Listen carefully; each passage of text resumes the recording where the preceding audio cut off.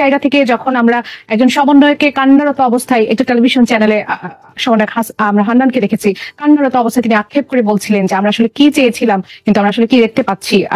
সেই প্রসঙ্গ নিয়ে একটু আসবো। যারা মাসুদ কামাল আপনার কাছে আসি এই প্রসঙ্গ নিয়ে আওয়ামী সুবিধাভোগীদের উপদেষ্টা হিসেবে নিয়োগ দেয়া এবং ফ্যাসিবাদের দোষীদের পুনর্বাসনের প্রতিবাদে আজ বিক্ষোভ হয়েছে। সেখানে ফ্যাসিবাদ বিরোধী বিপ্লবী ছাত্র জনতা ছিল, ছাত্র সমন্বয়করা ছিল। সুবিধাবাদীরা আসলে কারা এই সুযোগগুলো এনেছে? হাসনাত আব্দুল্লাহ বলেছেন যে এই যে যারা হচ্ছে যাদের কোনো অবদানও নেই, ফেসবুকে মাত্র একটা দুটা স্ট্যাটাস দিয়ে তারা হচ্ছে এখানে হচ্ছে স্থান পাচ্ছে, সেই বিষয়গুলোকে আসলে আপনি কিভাবে দেখছেন? দেখেন, আমি একটা কথা বলি, এই যে সরকার হাসিনা সরকারের পতন হয়েছে না, এটা কিন্তু কোনো স্বাভাবিক উপায়ে পতন হয়নি, এটা কোনো সাংবিধানিক উপায়ে পতন হয়নি। এটা হলো ছাত্র জনতার যে ক্ষোভ, ছাত্র জনতার যে আকাঙ্ক্ষা, সে আকাঙ্ক্ষার প্রেক্ষিতে ওনাকে দেশ ছেড়ে পালাতে হয়েছে। রিয়েলিটি। তো হাসিনা চলে যাওয়ার পর যে সরকারটা আসবে, সেই সরকারটা কিন্তু ছাত্র জনতা এবং সাধারণ মানুষ সে আকাঙ্ক্ষাটাকে ধারণ করবে, এই প্রত্যাশার করাটা কিন্তু আমি কোনো অন্যায় মনে করি না, এবং এটাই স্বাভাবিক। আমরা সেই প্রত্যাশাই করেছি। ইন্টারেস্টিং হলো কি, প্রথমে সব মিলে 21 জন হলো এতদিন, আজকে আরো 3 জন, মোট 24 জন উপদেষ্টা। এই 24 জন উপদেষ্টার মধ্যে আমি তো মনে করি 5 থেকে 6 জন ছাড়া বাকিদের এই গণঅভ্যুত্থান, এই যে আপনার যে অভ্যুত্থানটা হয়েছে, যে আন্দোলনটা হয়েছে, আমি যদি আপনার জুলাই মাসটা ধরি এবং এখানে আরো 5 দিন ধরি, এই আন্দোলনের সঙ্গে তাদের শারীরিক, মানসিক, অর্থনৈতিক কোন ধরনের ইনভলভমেন্ট ছিল না, কোন ধরনের ইনভলভমেন্ট ছিল না। তারা এক কলমে এক খোঁচা লেখেও নেই কোথাও। তাদেরকে যোগ্যতার ভিত্তিতে শুধু তাদেরকে যুক্ত করা হয়েছে, তাদের কোনো ইনভলভমেন্ট ছিল না। তারা এই আন্দোলনটাকে আসলে ওনই করে না, ওন করে না। এমনকি এখানে আমি ডক্টর ইউনূসকেও রাখি, ইনক্লুডিং ডক্টর ইউনূস, উনিও এই আন্দোলনের সঙ্গে মেন্টালি ফিজিক্যালি ইনভলভ ছিলেন না। ওনাকে তাদের জোর করে নিয়ে আসছে। ওরা দেখছে যে ভাই আমাদের একজন লোক লাগবে, যে লোকটা নাকি সবার কাছে গ্রহণযোগ্য এবং যে লোকটা ওই সরকার দ্বারা নির্যাতিত, তারা একজন লোক গ্রহণযোগ্য লোক হিসেবে ডক্টর ইউনূসকে নিয়ে আসছে। খুবই উত্তম। আমি ইউনূসের নির্বাচনে কোনো আপত্তি করছি না, কিন্তু ইউনূস সাহেব যাদেরকে নির্বাচন করলেন এদের কোনো ইনভলভমেন্ট নাই, এটাই রিয়েলিটি। ধরা যাক হাইপোথেটিক্যালি যদি এই সরকার ব্যর্থ হয়, ধরা যাক এই সরকার পারলো না, ব্যর্থ হয়ে গেল, আমি আশা করি না, আমি স্বপ্নে কল্পনাও করি না ব্যর্থ হবে, তবে ধরা যাক হাইপোথেটিক্যালি ধরলাম ব্যর্থ হয়ে গেল, এই যে যাদের কথা বললাম এদের কোনো কিছু হবে না। বিপদে পড়বে কে? এই 3 ছাত্র প্রতিনিধি যারা আছে সরকারের মধ্যে, ডক্টর আসিফ নজরুল বিপদে পড়বেন, আরো কয়েকজন এরকম এই হাতে গুলো 5-6 জন লোক বিপদে পড়বে, আর কেউ বিপদে পড়বে না। তারা অবসরপ্রাপ্ত ছিল, আবার অবসর জীবনে চলে যাবে, কোনো সমস্যা, কোনো সমস্যা হবে না ভাই। এটা ডক্টর বিদেশ চলে যাবে, কোনো সমস্যা নাই। এইটাই হলো রিয়েলিটি। আমাদের উচিত ছিল ডক্টর ইউনূসের সমস্যাটাকে আমি বলি, উনি আসলে এই দেশের আমাদের গর্ব, উনি এই দেশের জন্য অনেক সম্মান বিদেশ থেকে নিয়ে আসছেন, এগুলো সব বাস্তবতা। আর পাশাপাশি এটাও বাস্তবতা, উনি এই দেশকে অত ভালোভাবে গত 15-20 বছরে চিনেন নাই। এই দেশের মানুষ সম্বন্ধে ওনার ধারণা খুব কম, উনি বিদেশের মানুষ সম্পর্কে ধারণা বেশি। ওনার বছরের বেশিরভাগ সময় উনি দেশের বাইরেই থাকতেন, কাজে উনি যাদেরকে চেনেন উনি মনে করেন যে এটাই বোধহয় জগৎ। উনি যে লোকটাকে ভালো হিসেবে জানেন উনি মনে করেন এছাড়া বোধহয় বাংলায় এছাড়া কোনো ভালো লোক নাই, এই জন্য উনি ওই লোকগুলোকে নিয়ে আসছেন। ওই যে অনেকে ফান করে বলতে যে এটা হলো এনজিও গ্রাম সরকার, কেন বলতে উনি নিজে এনজিও করেন, ওনার বাড়ি চট্টগ্রাম, উনি গ্রামীণ ব্যাংকের প্রতিষ্ঠাতা, এই মিলে হলো এনজিও গ্রাম। উনি এর বাইরে আর কাউকে ভালো লোক হিসেবে চিনিত না, উনার তো সে চেনার এটা স্বাভাবিক না, এটা কিন্তু অন্যায় কিছু না। একটু আমরা শেখ হাসিনার কারণে কি তার বাবার সবকিছু ভুলে যাবো, অবদান ভুলে যাবো কিনা? দেখুন, আমরা যদি আমাদের জায়গা থেকে বলি, আপনি যদি বলেন যে 1952 পর থেকে কিংবা 1956 পর থেকে 1971 পর্যন্ত, 1971-এর 24শে মার্চ পর্যন্ত আপনি যদি আপনার জায়গা থেকে বলেন, শেখ মুজিবুর রহমানের এই বাংলাদেশের যে 1971 সৃষ্টির পিছনে যে অবদানটুকু রয়েছে সেটুকুকে ওই জায়গা থেকে তার ওই স্বীকৃতিটি তিনি পাবেন, এটি নিয়ে সন্দেহ নেই। 1972 থেকে 1975-এ তিনি যে পুরো এই যে বাংলাদেশের ইতিহাসটিকে মুজিব বাদ দিয়ে প্রতিস্থাপিত করেছেন, পুরো বাংলাদেশের এই সিস্টেমটিকে একটি বাকশালী সিস্টেম দিয়ে প্রতিস্থাপিত করেছেন। মাসুদ কামাল, এই প্রশ্নের উত্তর একটু আপনার কাছ থেকেও নেই। সমন্বয়কদের মধ্যে এমন কথা এসেছে বঙ্গবন্ধুকে আমরা জাতির পিতা মানি না, আপনার কাছে কি মনে হয়? না, এটা যদি কেউ না মানে না মানতে পারে, এটা আমার এটা নিয়ে কোনো বক্তব্য নেই। আমার বক্তব্য হলো কি, ওনারা যখন কথাটা বলেন, যখন মনে করেন আপনি 71, 72, 73, 74, 75 পর্যন্ত যখন বিশ্লেষণ করেন, আমার মাঝে মাঝে আমার এটা আগ্রহ, জানার খুব আগ্রহ, আমি সার্জিসের কাছে এটা জানতে চাচ্ছি ওনাদের সোর্সটা কি, ওনারা এটা কোথা থেকে জানেন। 72 তো সার্জিসের জন্ম হয় নাই, উনি তো তখন দেখেন না একসময় কি হয়েছে। তো ওনারা জানেন কোথেকে? ওনারা জানেন ইতিহাস থেকে। ইতিহাসটা তো কোনো মানুষ লেখে।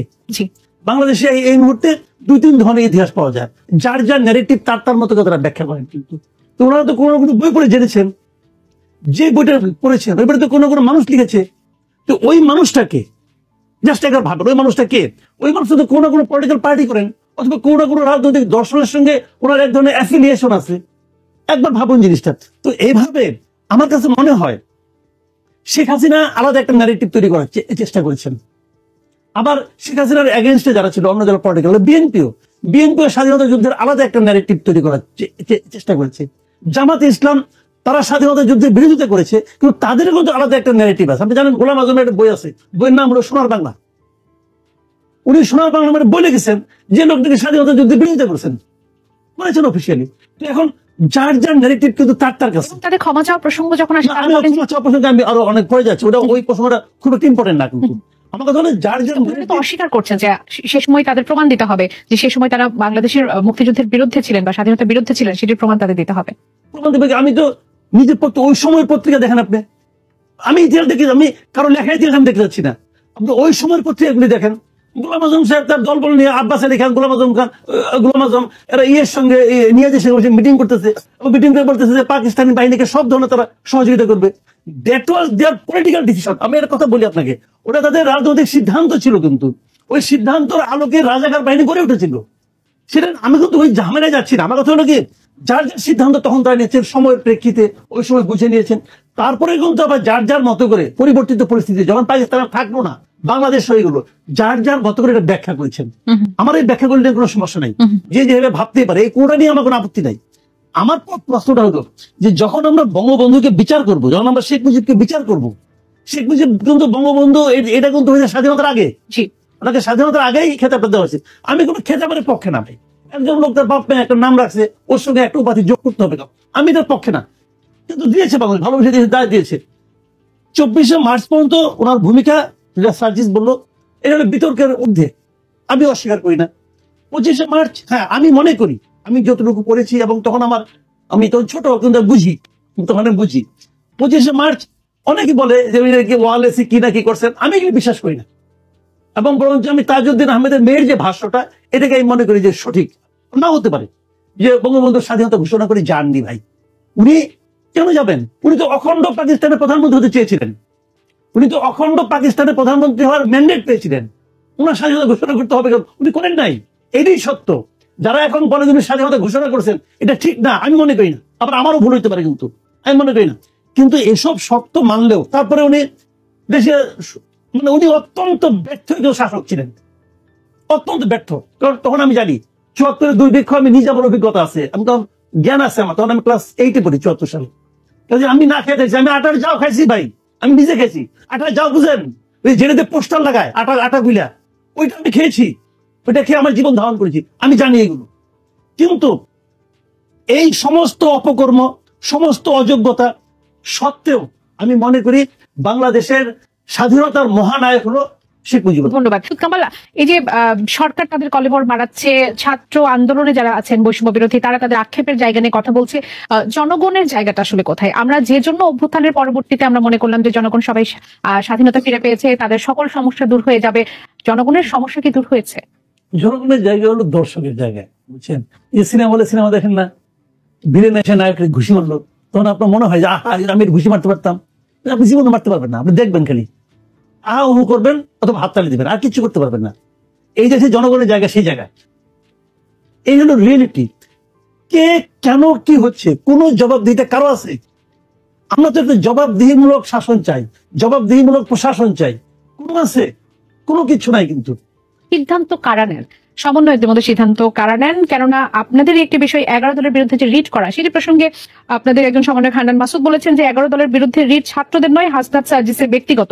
আপনারা কি ব্যক্তিগত মতামতটিও ছাত্র জনতা আন্দোলনের মাধ্যমে সেটি প্রকাশ করছেন? দেখুন, আপনাকে একটি জিনিস স্পষ্ট বলি। প্রথম কথা হচ্ছে, আমাদের যদি সামগ্রিক ডিসিশন হয়, ওই ডিসিশন গুলোতে আমাদের প্রচুর ডিসকাশন হয়, যে কোনো একটি বিষয়ের পক্ষে বিপক্ষে আমাদের প্রচুর আমরা আমাদের জায়গা থেকে আর্গুমেন্ট করি, এবং ফাইনালি প্রোস এন্ড কনস সবকিছু চিন্তা করে আমাদের যে জিনিসটি মনে হয় যে লজিক্যাল আমরা ওই ডিসিশনে যাই।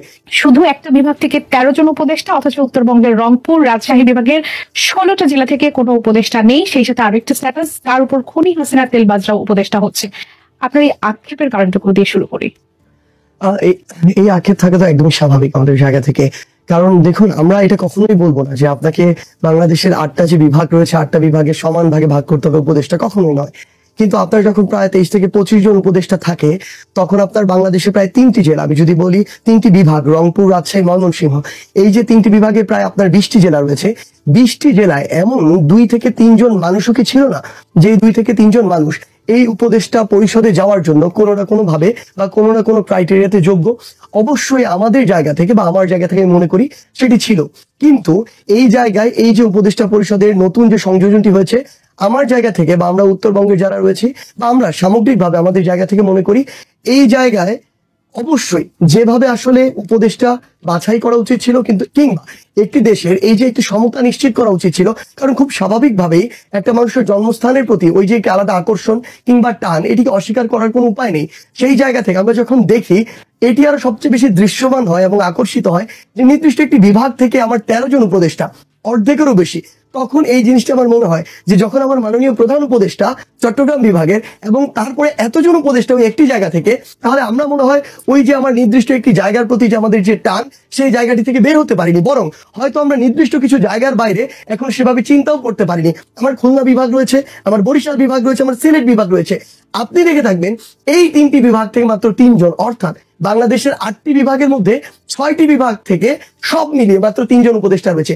এই জিনিসটি, এই যে রেশিওটি, খুবই দৃষ্টিকটু, এবং এটাতে আসলে যে কারো জায়গা থেকে এই যে অভিযোগটি আসা যৌক্তিক মনে করি। জনাব সার্জিস আলম, আপনাদেরকে বলা হয় যে সরকারের সব থেকে কাছের মানুষ বা সরকারের একটা অংশ মনে করা হয়, তাহলে কি এখানে প্রশ্ন চলে আসে না, মানে আপনারা যদি এটার বিরোধিতা করেন তাহলে সিদ্ধান্তটা আসলে কোথা থেকে আসছে? আপনাদের ইনভলভমেন্টটা দেখুন, প্রথম কথা হচ্ছে যে এই জিনিসটা আসলে স্পষ্ট করা প্রয়োজন। আমাদের 2 জন শিক্ষার্থী প্রতিনিধি এবং সবশেষে আরেকজন দিয়েছেন, 3 জন বর্তমানে সরকারে রয়েছেন। তারা যখন সরকারের দায়িত্বে থাকেন তখন তারা সরকারের অংশ, সরকারের প্রতিনিধি।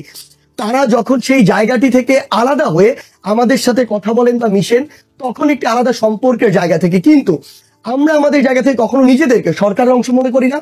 তাদেরকেও যখন থেকে তারা সরকারে গিয়েছে, আমরা তাদের সাথেও ঠিক সেভাবে আমাদের তাদের প্রতি কথা, আমাদের দৃষ্টিভঙ্গি, চিন্তা ভাবনা কিংবা তাদের সাথে যে তাদের সমালোচনা করা গঠনমূলক এই জায়গাগুলো আমরা তাদেরকে সরকারের জায়গা থেকে রেখেই করি। আমরা আমাদের জায়গা থেকে মনে করি যে বিগত 16 বছরে যে ক্ষমতার অপব্যবহারের দৃষ্টান্ত আমরা দেখেছি, আমরা যেভাবে দেখেছি গণভবন থেকে কিংবা টুঙ্গিপাড়া থেকে বাংলাদেশের প্রত্যেকটি ক্ষেত্রে ডিসিশন হয়েছে, সিন্ডিকেট কে চালাবে সিদ্ধান্ত হয়েছে, মিডিয়া কে রাজ করবে সিদ্ধান্ত হয়েছে। আমরা মনে করেছি এই ক্ষমতার অপব্যবহার করা এই তরুণ প্রজন্মের যারা প্রতিনিধি রয়েছে তাদের কোনোদিন এটি ক্ষমতার অপব্যবহার তারা করতে পারে না, তাদের সাথে এটি যায় না। এই 24-এর ছাত্র জনতার অভ্যুত্থানের স্পিডের সাথে এটি যায় না। আমরা আমাদের জায়গা থেকে সরকার এবং যারা স্টুডেন্ট রয়েছে, ছাত্র জনতা রয়েছে, তাদের প্রতিনিধি রয়েছে, তাদের মধ্যে স্পষ্ট একটি দেয়াল রাখতে চাই, যেখান থেকে আমরা আমাদের জায়গা থেকে এই সমালোচনার তীরে যেন তাদেরকে আমরা বিদ্ধ করতে পারি। আজকে দেখুন, যদি ব্যাপারটা এমনই হয় যে আমাদের দ্বারা এই উপদেষ্টারা তাদের জায়গায় নির্ধারিত হয়ে থাকে, তাহলে আজকেই ওই সমন্বয়করাই আবার কিভাবে ছাত্র জনতাকে একসাথে নিয়ে তাদের বিরুদ্ধে ওই জায়গায় নামে, যদি আমাদের দ্বারা নির্ধারিত হতো তখন আমরা তাদের বিরুদ্ধে নামতাম। আসলে চলে আসছে যে সরকার আসলে শপথ গ্রহণ সময়টুকু